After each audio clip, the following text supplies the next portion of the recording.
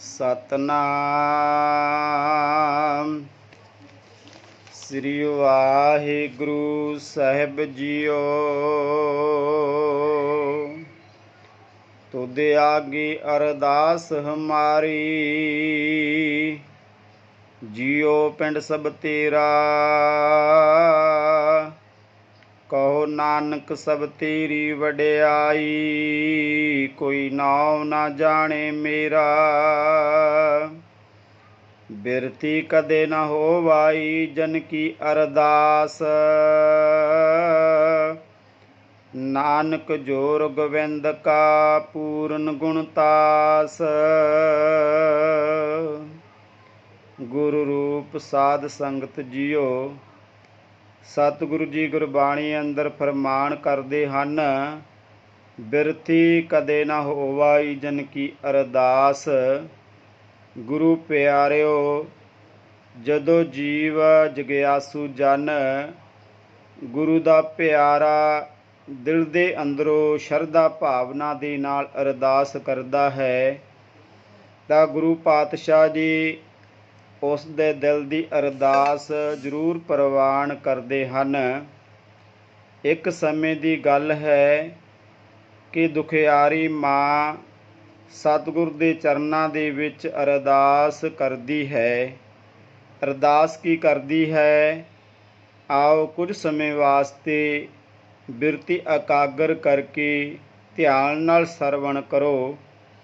ये कहानी एक नाम जपण वाली गुरु ते भरोसा रखण वाली बीबी दी है, जिस दा विआह मनमुखां दे घर विच हो जांदा है। ओए सब उस अकाल पुरख दी रजा मर्जी समझदी होई उस मनमुखां दे घर विच अपना जीवन बतीत करदी है।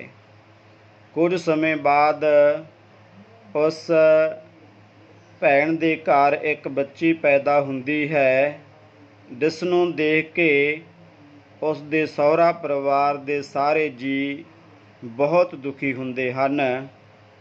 उस दी सस दे कहण ते उस दे घर वाला बहुत वड्डा पाप करन लई तैयार हो जांदा है, भाव कि उस नव जम्मी बच्ची नूं मारन लई तैयार हो जांदा है।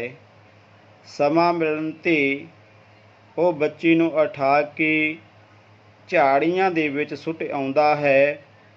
ਜਦੋਂ ਇਸ ਗੱਲ ਦਾ ਉਸ ਭੈਣ ਨੂੰ ਪਤਾ ਲੱਗਦਾ ਹੈ ਤਾਂ ਉਹ ਉਸ ਦੇ ਹੋਸ਼ ਉੱਡ ਜਾਂਦੇ ਹਨ।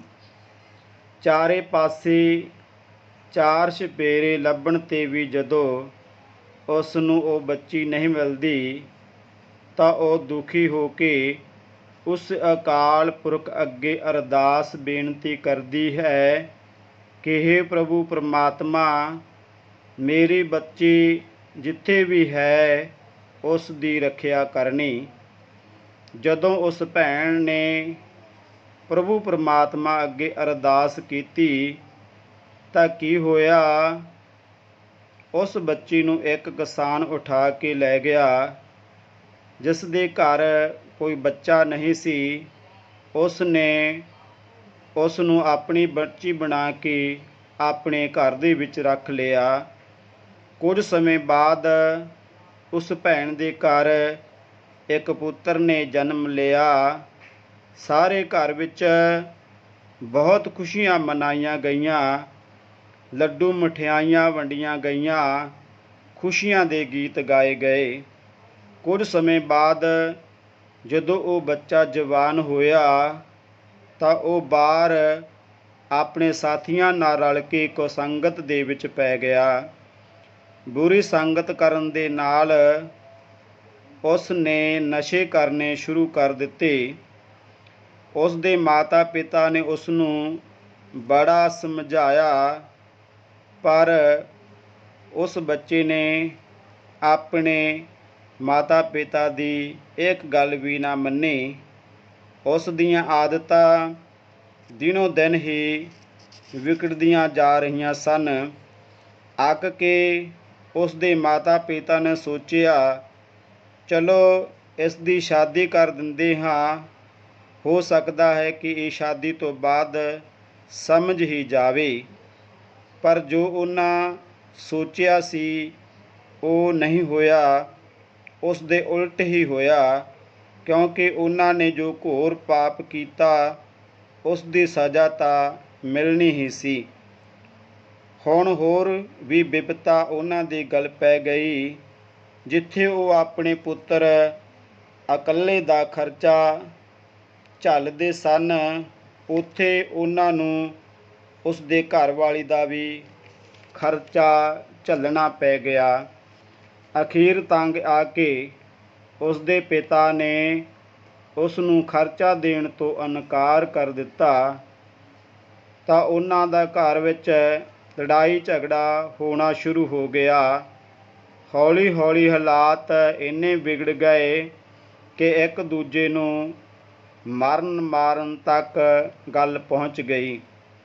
ਇੱਕ ਦਿਨ ਉਹਨਾਂ ਦੇ ਘਰ ਝਗੜਾ ਇੰਨਾ ਵੱਧ ਗਿਆ ਕਿ ਉਹਨਾਂ ਦੋਵਾਂ ਜੀਵਾਂ ਨੇ ਰਲ ਕੇ ਆਪਣੇ ਬਾਪੂ ਨੂੰ ਕੁੱਟ ਕੇ ਬੇਹੋਸ਼ ਕਰਕੇ ਉੱਥੇ ਹੀ ਸਿੱਟ ਆਂਦਾ ਜਿੱਥੇ ਉਸਨੇ ਆਪਣੀ ਨਵ ਜੰਮੀ ਬੱਚੀ ਨੂੰ ਸੁੱਟ ਕੇ ਆਂਦਾ ਸੀ।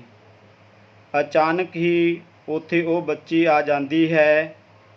ਇੱਕ ਬਜ਼ੁਰਗ ਨੂੰ ਬੇਹੋਸ਼ ਪਿਆ ਦੇਖ ਕੇ ਉਹ ਉਠਾ ਕੇ ਉਸ ਨੂੰ ਹਸਪਤਾਲ ਲੈ ਜਾਂਦੀ ਹੈ, ਜਿੱਥੇ ਉਹ ਆਪਣਾ ਖੂਨ ਦੇ ਕੇ ਉਸ ਬਜ਼ੁਰਗ ਦੀ ਜਾਨ ਬਚਾਉਂਦੀ ਹੈ।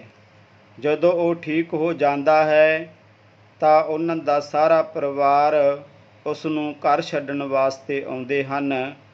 ਜਦੋਂ ਉਹਨਾਂ ਨੂੰ ਇਸ ਗੱਲ ਦਾ ਪਤਾ ਲੱਗਦਾ ਹੈ ਕਿ ਉਹ ਜੋ ਲੜਕੀ ਕਿਸੇ ਹੋਰ ਦੀ ਨਹੀਂ ਹੈ, ਇਹ ਤਾਂ ਉਹੀ ਲੜਕੀ ਹੈ ਜਿਸ ਨੂੰ ਉਹ ਝਾੜੀਆਂ ਦੇ ਵਿੱਚ ਸੁੱਟ ਕੇ ਆਏ ਸੀ, ਇਹ ਗੱਲ ਦਾ ਪਤਾ ਲੱਗਦਾ ਸਾਰ ਹੀ ਉਹ ਮਾफ़ੀ ਮੰਗਦਾ ਹੈ ਅਤੇ ਹੋਰਾਂ ਲੋਕਾਂ ਨੂੰ ਵੀ ਇੰਝ ਆਖਦਾ ਹੈ, ਇਹ ਦੁਨੀਆ ਦੇ ਲੋਕੋ, ਧੀਆਂ ਦਾ ਸਤਿਕਾਰ ਕਰੋ। ਇਹ ਪੁੱਤਰਾਂ ਤੋਂ ਨਾ ਘੱਟ, ਇਹਨਾਂ ਨਾਲ ਓਨਾ ਹੀ ਪਿਆਰ ਕਰੋ। ਵਾਹਿਗੁਰੂ ਜੀ ਕਾ ਖਾਲਸਾ, ਵਾਹਿਗੁਰੂ ਜੀ ਕੀ ਫਤਿਹ।